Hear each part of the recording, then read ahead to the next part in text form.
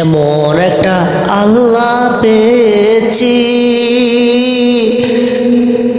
যত গুনাহ করি আমরা মালিকের কাছে চাওয়া মাত্র মালিক গুনাহ মাফ কইরা দেয়।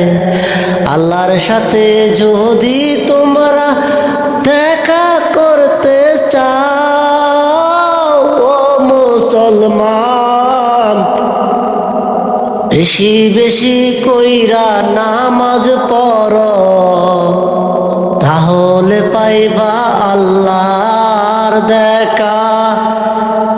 এমন এক আল্লাহ পাইলাম যার কোনো নাই তুলনা, যত লই তার নাম ততই মধুর মতো ভাসে মুখের জবান।